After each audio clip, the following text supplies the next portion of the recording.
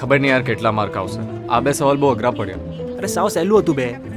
Solar calculator app દિલ્હીના એક સ્ટુડન્ટે બનાવી છે. ના, સોલર કેલ્ક્યુલેટર એપ ઈસરો અમદાવાદે બનાવી છે. આની વાત તો સાચી છે. તું સાયન્સમાં ભણે છે? ના, તો તને આ બધું કેવી રીતે ખબર? હું ન્યૂઝપેપરના લેખો અને સાયન્સ મેગઝીન નિયમિત વાંચું છું. બસ તો પછી તું હવે સાયન્સ જ લેજે. ના રે, સાયન્સની તો મેં ચોખ્ખી ના પાડી દીધી છે. આ તો સાયન્સમાં એક્સપર્ટ છે. પણ સાયન્સમાં ભણાવવાનો ખર્ચ ખબર છે ને? અરે તમે પૈસાની ચિંતા ના કરો. સાયન્સમાં જ એડમિશન કરાવી નમો સરસ્વતી વિજ્ઞાન સાધના યોજનામાં નામ લખાવી દો. તું ન્યૂઝપેપર રોજ વાંચે છે તો ત્યાં જાહેરાત ના વાંચી? અમે ખાસ મારા ફ્રેન્ડ માટે સાચવીને રાખી હતી.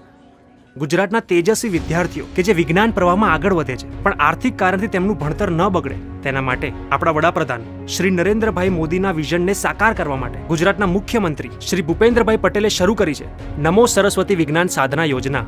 ધોરણ 10માં 50% કે તેથી વધુ માર્ક સાથે પાસ થનાર અને 11 સાયન્સમાં પ્રવેશ મેળવતા ગુજરાતના દીકરા દીકરીઓને દર મહિને મળે છે ₹1000.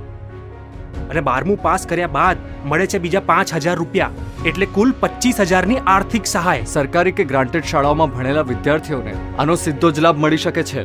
અને ખાનગી શાળામાં ભણતા વિદ્યાર્થીઓ કે જેમના પરિવારની વાર્ષિક આવક 6 લાખ કે તેનાથી નીચે હોય એમને પણ મળે છે નમો સરસ્વતી વિજ્ઞાન સાધના યોજનાનો લાભ.